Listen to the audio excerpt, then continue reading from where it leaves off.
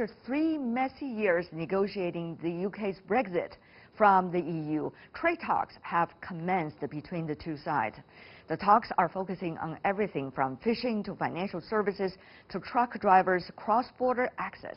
While the UK has officially left the EU on January the 31st, negotiations are to take place once every 2 or 3 weeks until a deal can be struck before the end of the year. However, the coronavirus cases in Europe continue to surge. The EU Disease Control Agency has increased its risk level for COVID-19 from moderate to now high, the second highest level. Italy is the worst hit country outside Asia with over 2,000 cases and more than 50 deaths already.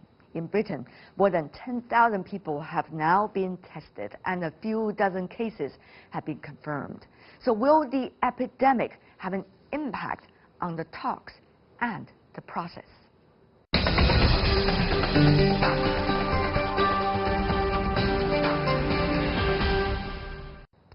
For more on the latest situation on the continental Europe about what is happening with the fight against the coronavirus and also the latest politics, we are joined in Cambridge, UK, Ian Begg, professor at the European Institute and co-director of the Darwin-Door Forum of the London School of Economics and Political Science. And in Brussels, we are joined by Fraser Cameron, senior advisor at the European Policy Centre. Gentlemen, welcome to our program. I want to start by asking you where you are and what about the place where you are in its fight against coronavirus. First of all, inside the UK, Professor. Well, the government is now waking up to the magnitude of the threats. It's aware that there's going to be a major challenge with the spread of the disease, and it's slowly putting in place measures to counter it. We don't yet know what that's going to involve. The government has a committee called COBRA, which is not a snake, but the Cabinet Office briefing room for dealing with emergencies. They're meeting to try to devise a plan. The health service is already primed to deal with cases as and when they happen. But so far, it's a very low incidence in the UK. It's simply that we don't yet know where and when it's going to erupt.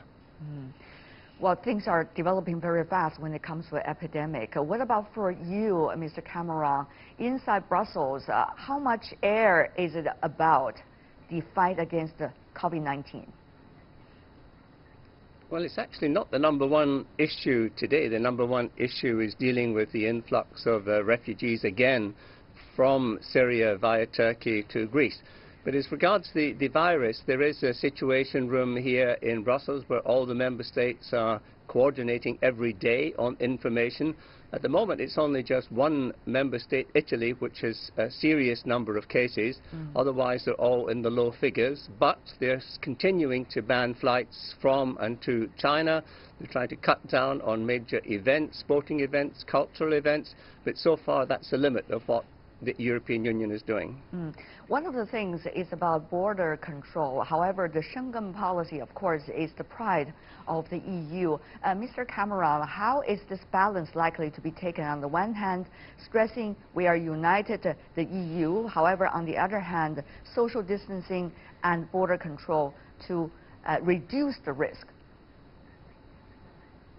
Well, the Interior Ministers met last week and decided there was no reason to impose border controls again. The open borders are important for maintaining the continuity of the single market for goods and commerce. So I don't think that's going to change anytime soon. And there's no real evidence that shutting borders is actually going to control the virus. Professor, what do you make of that, meanwhile, particularly when it comes to demand for medical supplies, masks, and also contingency plans? Well, I think that borders would potentially get in the way of getting medicines and masks to the areas where they're most needed.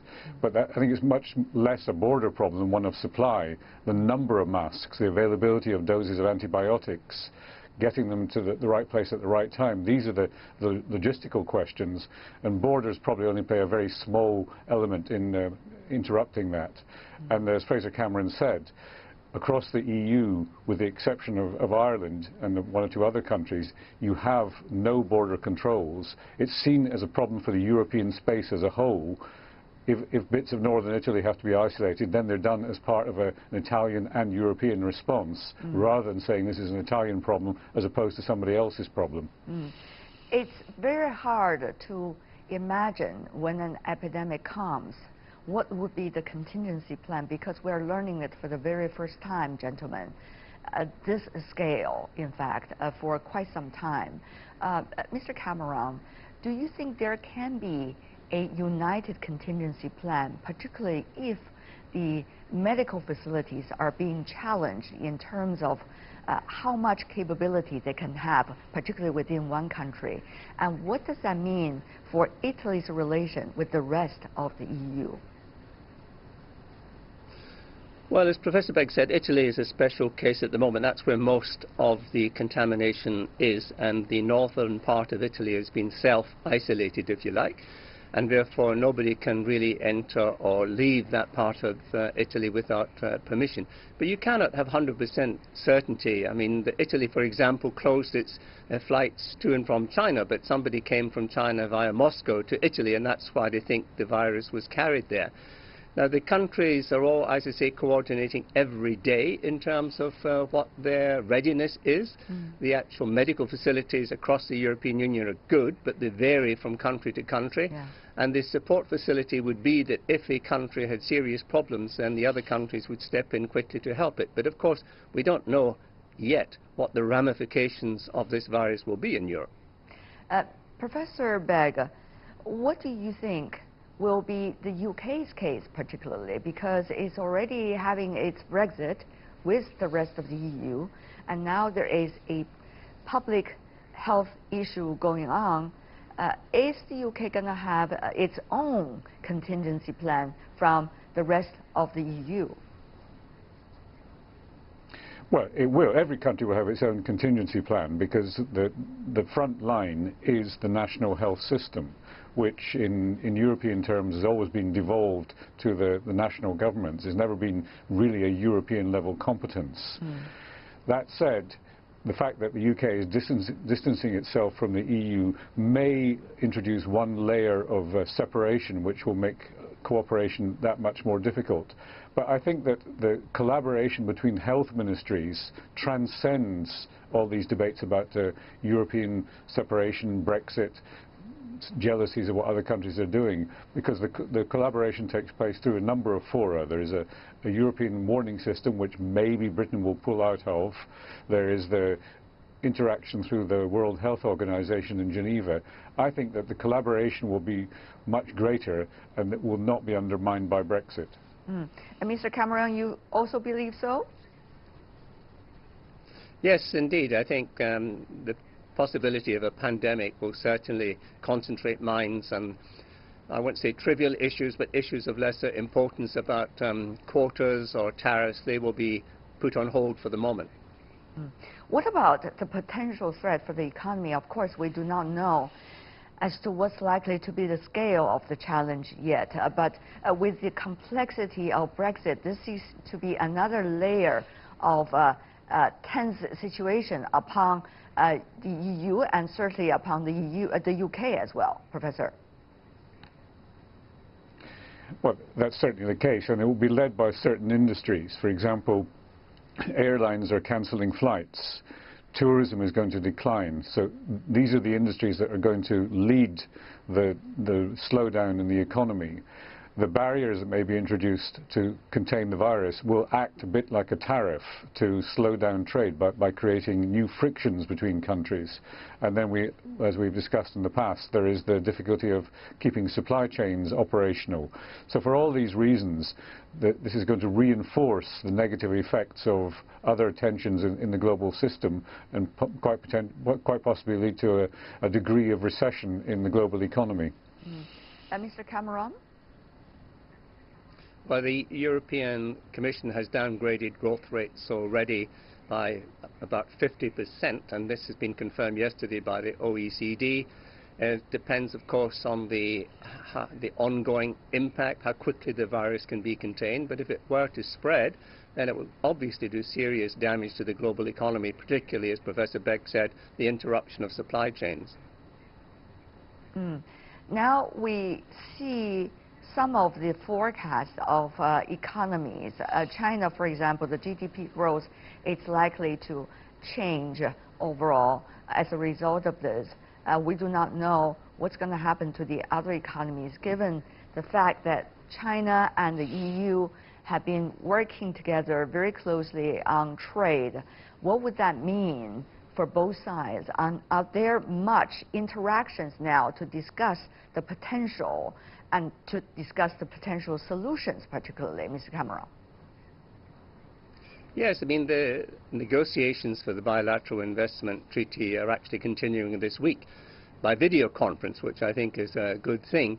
I think in general we could be doing much more of this kind of interaction rather than spending money, time and damaging the environment by flying everywhere for these talks. But that aside, the European Union and China are very closely interdependent in all sorts of ways, and that's not going to change overnight. But I think what will change is, I think some companies will look at their supply chains and say, do we want to have all our eggs in one basket? And they may decide to relocate some facilities, not everything, but make sure that if there's a virus in one country or something else in one country, it doesn't really stop their production overall. So that could, I think, impact on China as well. Professor? Well, to the extent that the Chinese economy slows down because of the COVID-19, China is now a significant source of demand in the global economy, which it wasn't when SARS was the biggest concern. China is also a major source of supply for these supply chains. So in both respects, what happens to China will have repercussions for the rest of the world. It will probably lead any global slowdown, in contrast to previous occasions when China has been one of the sources of recovery for the world economy. China may well be the one dragging the rest of the world down at this stage. Not through any fault of China, simply because of the way in which a pandemic functions. We do not know yet what's likely to be the situation in the next stage, Professor. And also, Mr. Cameron, let me ask you about Brexit specifically. Now, what is likely to be some of the particular steps that we are likely to see in the rest of the first half of this year that would help us to understand to what degree is Brexit happening and whether it is to the satisfaction of both the UK and the EU? And Mr. Cameron, you want to go first? From the EU's perspective, certainly. Well, the negotiations started here yesterday with a 100-strong team from London coming over to Brussels. We'll meet every 2 or 3 weeks, alternatively in Brussels and in London. The most contentious issues relate to the extent to which the UK will remain aligned to all the rules and regulations of the single market, and to the extent that the UK wishes to diverge, then this will impose some costs on the UK. Secondly, fish is relatively unimportant for the economies on both sides, but it has huge political symbolism on both sides, so that will be a contentious issue. Plus the actual governance issue, who will oversee the agreement in the end? Will this allow for some European jurisdiction in some way or another? Will there be a joint committee, or will there be a complete separation of ways? These are some of the big issues that the negotiations will be facing. But I think in the end, the elements driving the two sides to make a deal will be much stronger than those separating. At the moment, it's a lot of political rhetoric, but in the end, I think there will be a deal. Professor Beck? Really? Well, I agree with that conclusion. The two sides published their negotiating mandates last week, and much was made in the media of how different they were. But when you dig into it, as I've done for a recent publication, it shows you that really there's not that much separating the two sides. There are the big issues that Fraser Cameron just mentioned. Fish is going to be out of all proportion to its magnitude inside the two economies. It's 0.1 or 0.2% of European GDP, and yet the fishing communities on the two sides of the North Sea have been made major promises about how things will change. So that's political rather than economic. Yeah. What the UK wants is a Canada-style trade deal. The EU is a bit reluctant to grant it in exactly the same form as Canada, because it sees the UK as a much bigger and much closer neighbour than Canada. as Michel Barnier, the negotiator, said, the UK is not Canada and cannot be expected to be treated in the same way. But I would say that the conclusion on looking at the events of the last week, the two mandates, is a lot of posturing, a lot of hard lines being set, but plenty of scope for negotiating them down to a credible solution. Before we go, final question for both of you, and short answer if you can. Professor Begg and Mr. Cameron, when the pandemic is possibly the biggest threat hanging in the air, what does it mean for the continent of Europe, and how do you think you're likely to face to the next stage of whatever development it could be? Briefly from both of you. Professor Begg. The pandemic is a downside risk to the economy, it's a downside risk to society, and it will give a strong impetus to both sides to collaborate on resolving the immediate problem.